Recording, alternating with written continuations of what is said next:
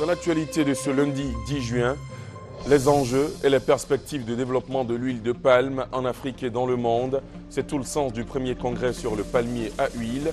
Il s'est ouvert cet après-midi à Abidjan et regroupe les producteurs, usiniers et chercheurs qui ont 4 jours de réflexion.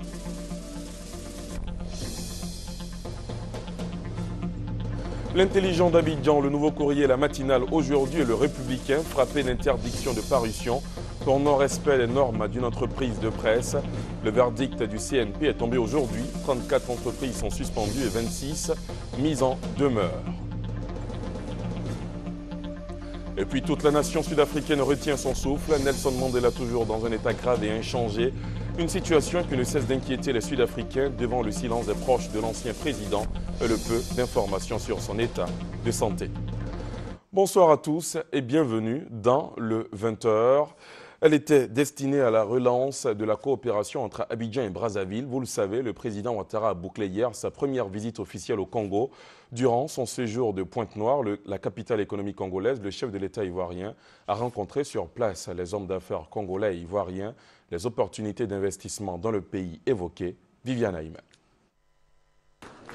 La Chambre de commerce de Pointe-Noire avait souhaité cette rencontre avec le chef de l'État ivoirien pour échanger sur l'environnement et le climat des affaires en Côte d'Ivoire afin de susciter l'investissement de part et d'autre entre opérateurs privés, congolais et ivoiriens. Dans le contexte de coopération renforcée entre les deux pays, voulu par les présidents Sassou Nguesso et Alassane Ouattara, cette rencontre avec les hommes d'affaires congolais se justifiait au regard de la faiblesse actuelle du niveau des échanges entre les deux pays.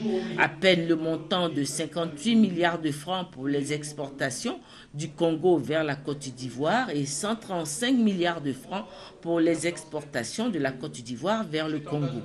Un film institutionnel confectionné par le CEPICI, le Centre de promotion des investissements en Côte d'Ivoire, a présenté à l'assistance la relance de l'économie ivoirienne, une entrée en matière.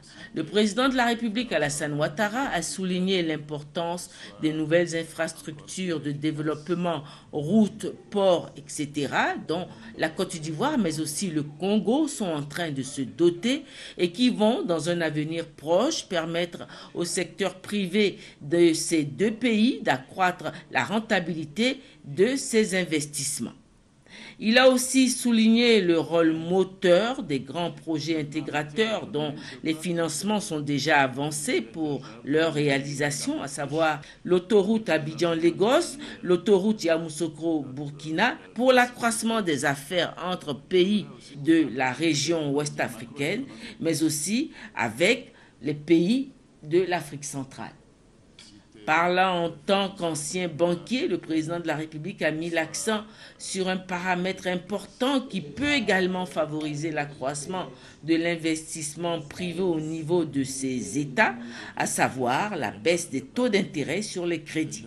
Nous demandons aussi aux banques de faire des efforts pour baisser les taux d'intérêt. Parce que autant j'ai été gouverneur de la BCEAO moi-même et autant je peux comprendre qu'il y a 20 ans, les taux d'intérêt étaient très élevés parce que, on était dans un autre contexte, le taux d'inflation était élevé, les risques étaient plus forts pour les banques, mais maintenant, les banques partout sont en surliquidité, les taux d'inflation ont fortement baissé, les taux également de risque ont baissé parce que les gens, tout de même, il y a une évolution de la population, des mentalités. Les garanties sont là, les hypothèques sont là. Donc, mesdames, messieurs les banquiers, faites un effort pour baisser les taux. Mais voilà. Les hommes d'affaires congolais ont suivi avec grand intérêt cet exposé du chef de l'État ivoirien. Dernière articulation de ce séjour congolais, la conférence de presse conjointe animée par Alassane Ouattara et Denis Sassou Nguesso. On retrouve Viviane Aïma. C'est par une conférence de presse des deux chefs d'État que s'est achevée la visite d'État du président de la République Alassane Ouattara au Congo. La conférence de presse s'est tenue à l'aéroport Agostino Neto de Pointe-Noire, tout juste avant le départ du président de la République pour Abidjan. Les deux chefs d'État, Sassou Nguesso et Alassane Ouattara, ont accepté de se soumettre aux questions des journalistes congolais et ivoiriens. Les thèmes évoqués, la coopération économique entre les deux pays, mais aussi de façon plus personnelle, l'amitié qui lie les deux hommes d'État. Qu'est-ce qui vous unit? Quels sont vos points communs?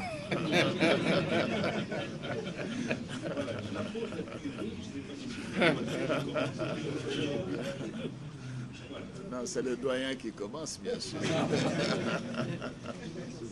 C'est mon frère et c'est mon ami.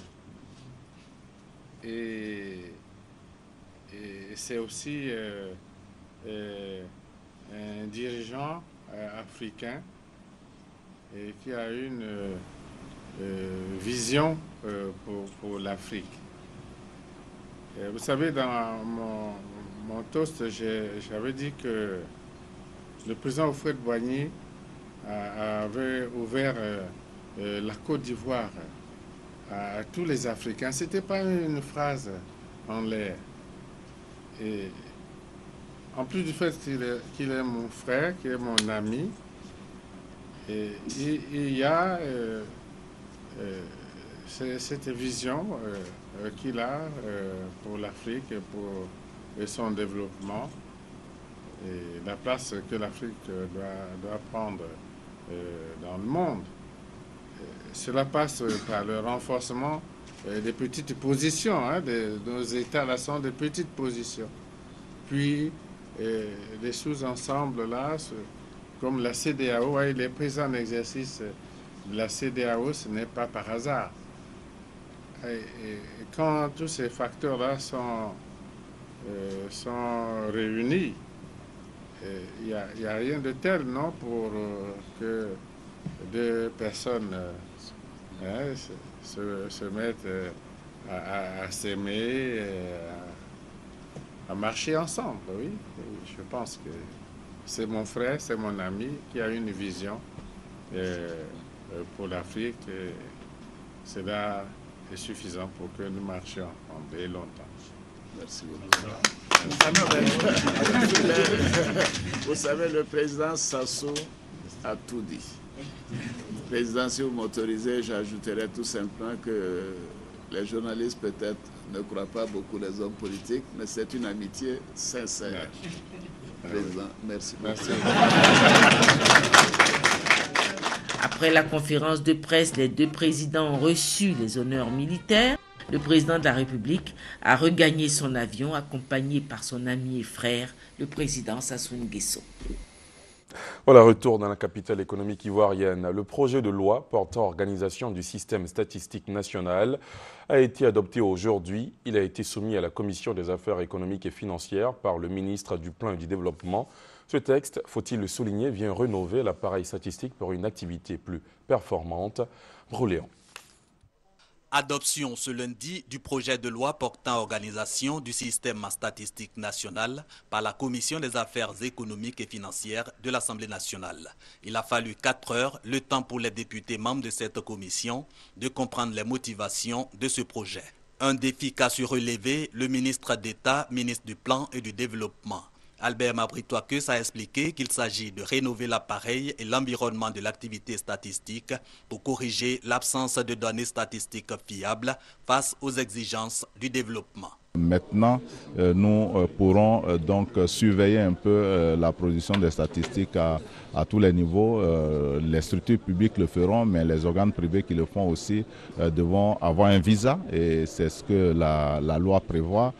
Nous allons également, à partir de ce moment, prendre toutes les dispositions pour que la production des statistiques de base se fasse régulièrement et garantir également l'accessibilité donc aux statistiques à l'ensemble de nos populations. Aider à une meilleure planification des investissements dans les domaines de l'emploi, de l'agriculture et de l'industrie, par exemple, voilà des questions concrètes jusque-là sans réponse que va résoudre ce projet de texte de loi. Il comprend 36 articles répartis en 5 chapitres et prévoit la création d'un conseil national pour la régulation de l'activité statistique. La Côte d'Ivoire veut réduire ses importations de produits d'origine animale à l'invitation du ministère ivoirien des Ressources animales et halieutiques. Producteurs, distributeurs, transporteurs et autres acteurs de la filière viande, bétail et lait se sont penchés aujourd'hui sur l'étude des filières bétail, viande et lait, l'éclairage du Garvé Blé.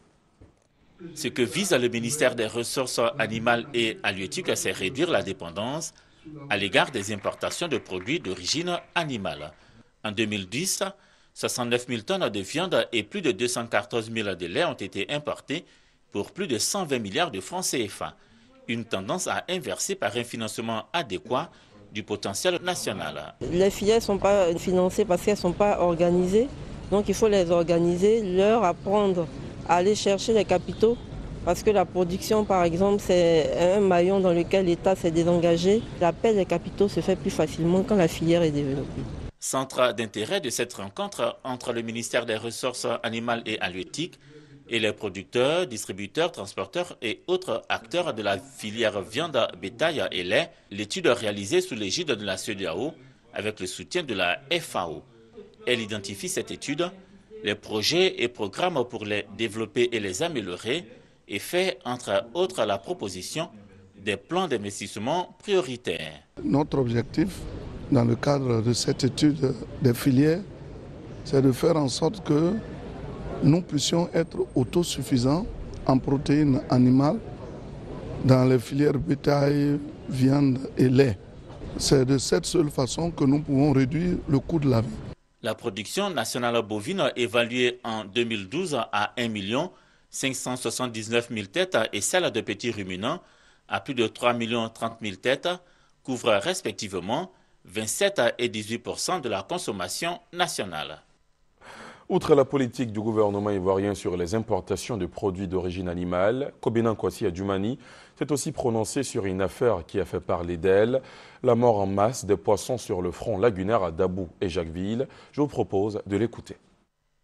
Depuis un moment, nous avons fait le constat que des poissons meurent dans la lagune du côté de Dabou et de Jacquesville. Mais si vous voyez bien, le phénomène est cyclique. Parce que l'année passée, en pareil moment, la même chose s'est reproduite. Peut-être que cette année, ça a pris beaucoup plus d'envergure. Et le phénomène cyclique est dû au fait qu'il y a des eaux qui proviennent des rivières et des fleuves qui, pendant la saison des pluies, se jettent abondamment dans la lagune. Cela crée des troubles et cela fait aussi qu'il y a un dégagement de chaleur qui fait que les poissons sont incapables de résister, sous l'effet bien sûr de cette chaleur-là. Ensuite, il y a le fait aussi que nous avons des plantations industrielles dans ces zones-là. Quand il pleut, les sols sont lessivés, alors que les sols au niveau des plantations ont été traités par de l'engrais, par des herbicides, par également des insecticides. Et tout cela, quand c'est lessivé que ça va dans la lagune, ça ne peut que produire cette intoxication-là. C'est ce que nous constatons. Mais nous avons fait des prélèvements. Nous sommes en train d'étudier cela à travers des analyses et nous avons pris des décisions en demandant même de ne pas pêcher dans ces eaux, en tout cas ces temps-ci. Donc il y a une suspension temporaire de pêcher dans ces eaux-là en attendant de voir ce qui se passe. Autre sujet, Kandia Camara, ministre de l'Éducation nationale, a réceptionné aujourd'hui 12 500 tables à bancs offertes par le Japon à l'État ivoirien. Le don vise à améliorer les conditions d'apprentissage des élèves. Les tables à bancs seront reparties dans 5 directions régionales de son département. La remise de ces bancs a eu lieu ce matin dans la commune de Yopougon, Douai-des-Lazare. 4 directions régionales de l'éducation nationale des communes d'Abidjan et celle de Bongwanou vont être équipées en table-banc. Cette contribution de l'ambassade du Japon en Côte d'Ivoire, à travers le fonds de contrepartie du don japonais hors projet, vise, selon le donateur, à améliorer les conditions d'apprentissage dans les établissements scolaires en Côte d'Ivoire. Ce projet dont le montant total est de 500 millions de francs CFA, a permis de fournir au total 12 500 tables bancs au profit de 25 000 élèves, de 195 établissements scolaires dans 5 directions régionales de la Côte d'Ivoire. L'objectif principal du projet est de réduire le déficit au mobilier scolaire, car la longue période de crise traversée par la Côte d'Ivoire a engendré la détérioration de nombreuses infrastructures scolaires. Un appui salué à sa juste valeur par la ministre de l'Éducation nationale et de l'enseignement technique, Kandia Kamara. Pour elle, ce don est le témoignage d'une franche coopération entre la Côte d'Ivoire et le Japon. Cette dotation en table-banc, qui n'est pas la première du genre de la part du Japon, est le gage de votre volonté manifeste de contribuer à l'émergence intellectuelle des enfants de Côte d'Ivoire. Mesdames et messieurs les directeurs régionaux, chers collaborateurs, la culture de l'entretien et de la maintenance devant contribuer à pérenniser les acquis, je vous invite à veiller au bon usage de ce précieux don japonais. Au total, 12 500 tables bancs ont été remis aux responsables des différentes directions régionales bénéficiaires, des mains de Kandia Kamara, ministre de l'Éducation nationale et de l'enseignement technique. Et puis cette information en bref, après les oraux de la semaine dernière, les élèves en classe de 3e affrontent dès demain les épreuves écrites du BEPC. Ils sont 308 827 candidats repartis dans 1750 centres. Pour la première journée, les épreuves en vue sont le français, les mathématiques, l'anglais, la science physique et la langue vivante 2. Je vous le disais en titre, l'Intelligent d'Abidjan, le Nouveau Courrier, la matinale, aujourd'hui, et le Républicain frappé d'interdiction de parution pour non-respect des normes d'une entreprise de presse. Le verdict du Conseil national de la presse est tombé aujourd'hui. 34 entreprises au total sont suspendues et 26 mises en demeure. Francis Boifo. 34 entreprises de presse sont suspendues à compter de ce mardi et 26 mises en demeure. C'est le président du Conseil national de la presse CNP qui l'annonce. Raphaël Lakbe précise que sur la soixantaine d'entreprises évaluées, seulement 9 remplissent les indicateurs fixés par l'organe de régulation. La détention par le rédacteur en chef de la carte d'identité des journalistes professionnels, le pourcentage des journalistes professionnels au sein des rédactions supérieures à 50%, la rémunération des journalistes professionnels selon la convention collective, la déclaration de l'entreprise à l'extinction du travail, l'immatriculation de l'entreprise et la déclaration des journalistes professionnels à la CNPS, l'attestation du dépôt des états financiers à la Direction générale des impôts au titre de l'année 2012 par l'entreprise. Un délai de 15 jours est accordé aux entreprises frappées par les mesures de mise en demeure pour se mettre en règle. Si à l'issue de ces 15 jours, elles ne se mettent pas en règle, elles seront suspendues comme les autres. Celles qui sont suspendues, elles n'ont pas de délai. Si elles remplissent les conditions d'être sur le marché et que nous avons au niveau du CNP les preuves, elles reviennent sur le marché. Objectif, assainir le marché de la presse pour instaurer un climat de concurrence loyale, valoriser la fonction de journalistes et de professionnels de la communication. Il s'agit également d'inciter les entreprises du secteur de la presse à remplir leurs obligations sociales, indique le président du Conseil national de la presse.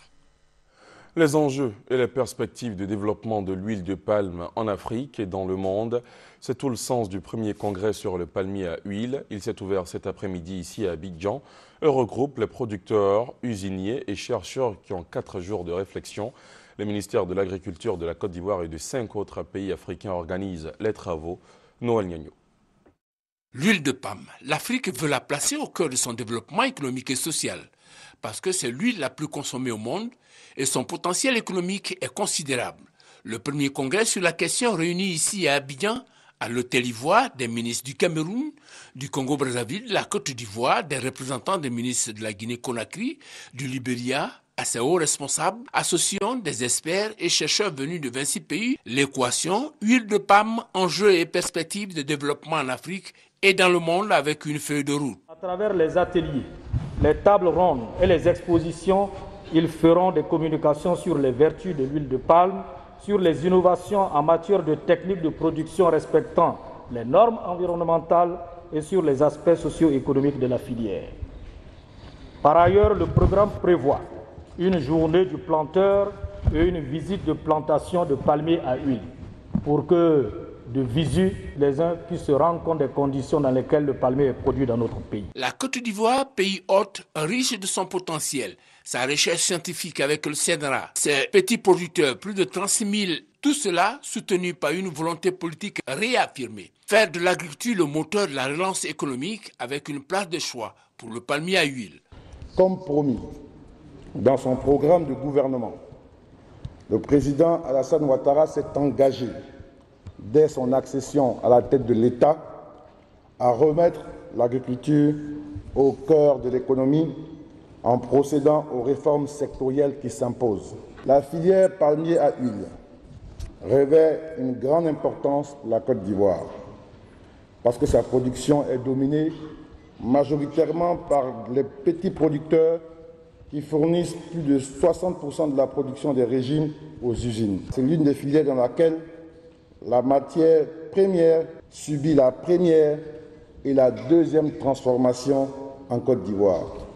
Ce faisant, elle permet une meilleure distribution des richesses et apporte une grande valeur ajoutée, deux objectifs majeurs poursuivis par notre gouvernement. Top départ la résolution de cette équation essentielle pour le développement de la filière, une conférence inaugurale pour effacer à jamais les stigmates sur l'huile de palme et donner ainsi à cette spéculation toutes ses lettres de noblesse. C'est la première fois qu'une rencontre avec un tel potentiel se mobilise autour du palmier à huile. Occasion pour notre reporter Noël Gnagno d'aller à la rencontre de petits producteurs à Eania, dans la région de Maféré. Ils sont préoccupés par la cherté des intrants et l'insuffisance des usines de production. Le palmier à huile, une filière à fort potentiel économique. En Côte d'Ivoire, c'est l'une des spéculations qui subit toutes les transformations en terre ivoirienne. Que faire pour exploiter tous ces potentiels? Une problématique au cœur du premier congrès des planteurs de palmiers à huile à Abidjan. Parmi les pistes de solutions pour les planteurs de Côte d'Ivoire, la baisse du prix des intrants, qualifié de trop onéreux, l'aide à la création des plantations et la multiplication des usines de transformation. Certains planteurs abattent le palmier pour mettre de l'EVA à la place. Pourquoi? Quand on les approche, qu'on leur pose la question, ils se disent mais l'EVA est plus rentable que le palmier à huile. Il faut promouvoir le palmier à huile, il faut aider, appuyer les planteurs en matière d'intrants et puis faciliter la tâche à l'acquisition des plants, ce qui pourra aider à développer davantage le palmier à huile. Faire en sorte que les intrants soient accessibles à tous les planteurs. 4 jours durant, les acteurs africains de la filière vont créer les conditions pour booster le développement du palmier à huile et aiguiser les intérêts des investisseurs. Je vous invite à aller maintenant à la découverte de l'hydrophoban. C'est un produit liquide qui pourrait être utilisé dans le profilage des voies bientôt dans le pays. Et c'est Mankono qui a été retenu pour l'expérimentation. Ce projet concerne les axes Mankono-Tienimbwe et Mankono-Séguéla, deux tronçons longs de 116 km d'un coût de 4 millions d'euros, soit 3 milliards de francs CFA. À Mississoko, Kwadjo Kwame. Situé au centre-nord de la Côte d'Ivoire, Mankono, chef-lieu de la région du Béret, souffre d'un manque d'infrastructures routières. Se rendre à Mankono relève d'un véritable parcours du combattant. Dans un rayon de 60 km des villes environnantes, aucune voie d'accès à la ville de Mankono n'est bitumée. Le calvaire des usagers prendra bientôt fin car les axes Mankono-Tienimbwe et Mankono-Séguéla, sur un total de 116 km, seront reprofilés à l'hydrophoban, une première en Côte d'Ivoire. On est dans un projet de réhabilitation. On va finir avec un traitement superficiel de hydrophoban, un produit qui va donner un résultat pareil au goudron. En Côte d'Ivoire, c'est Mankono qui a été retenu pour le projet pilote de l'expérimentation à l'hydrophoban dans le revêtement des routes. L'hydrophoban est un produit liquide imperméable à l'eau, plus résistant que le ciment. il convient aux surfaces soumises à de fortes sollicitations, aux intempéries et dure des décennies. Ce projet est financé par la cellule de coordination de coopération Côte d'Ivoire-Union européenne à hauteur de 4,5 millions d'euros, soit 3 milliards de francs CFA. Les travaux pilotés par une structure espagnole qui avait débuté en mars 2012 et ont été interrompus pour grand banditisme ont repris un an plus tard. Dans 18 mois, ce seront les 351 000 habitants de Mankono qui seront heureux. Toutefois, ils préfèrent le bitume. Un reprofilage qui fera beaucoup de bien à la région, mais notre souhait, c'est le bitumage des différents axes. L'hydrophoban a déjà été testé en Europe, en Inde et en Afrique du Sud. Aujourd'hui, il est utilisé dans la construction des bâtiments. Le COJEP, Congrès pour la justice et l'égalité des peuples, propose que soit décrétée une amnistie générale en faveur de toutes les personnes accusées d'avoir pris directement part à la crise post-électorale, toute chose qui, selon les responsables du mouvement, favorisera la décrispation au plan national. Ils l'ont annoncé samedi à Yopougon, c'était en présence de représentants de la JPDCI, le RJR, la Coalition des jeunes pour la paix et la réconciliation et d'autres mouvements. Christelle Menant, Broléon. Ils étaient tous représentés ce samedi 8 juin au Baron de Yopougon à Abidjan, les invités du COJEP, le RJR, la JPDCI, la Coalition nationale pour la paix et la réconciliation. Ils sont venus demander l'amnistie générale pour toutes les personnes poursuivies dans le cadre de la crise post-électorale.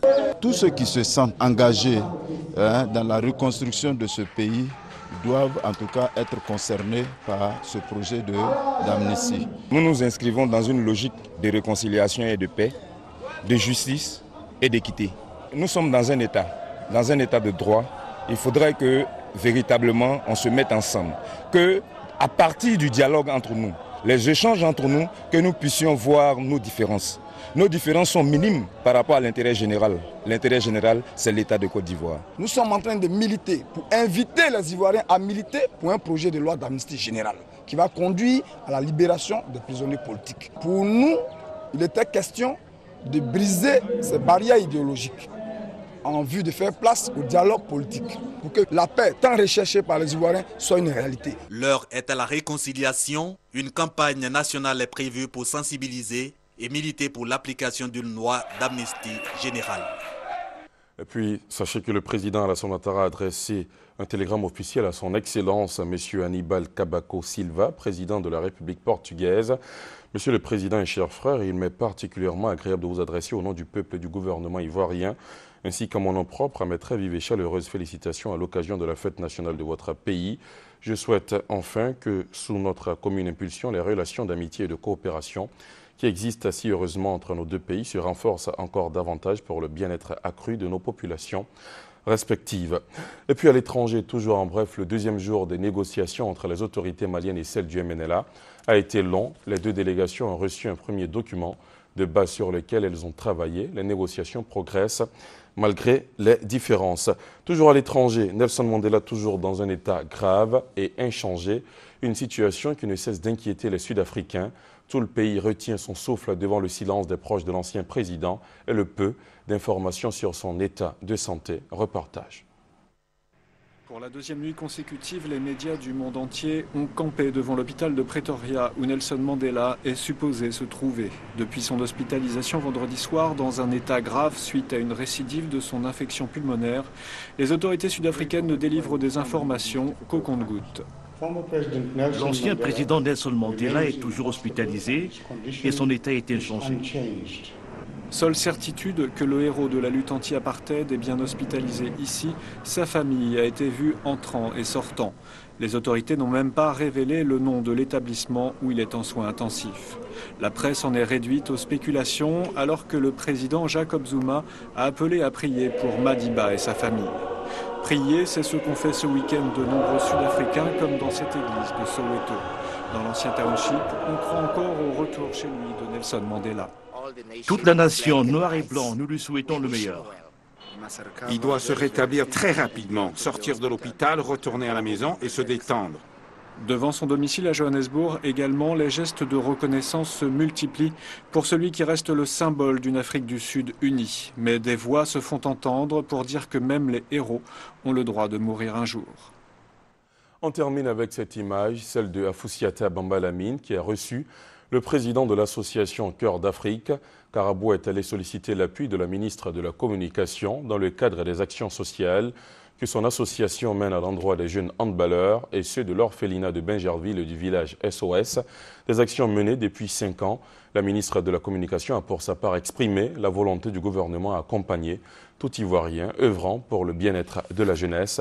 Vous l'entendrez peut-être dans l'émission Lundi Sport tout à l'heure à partir de 21h sur nos antennes avec Cathy Touré et toute l'équipe de RTI Sport. Voilà qui marque la fin donc de cette édition. Merci de l'avoir suivi. On se retrouve demain, même heure, à 20h. Bonne soirée sur la chaîne qui rassemble.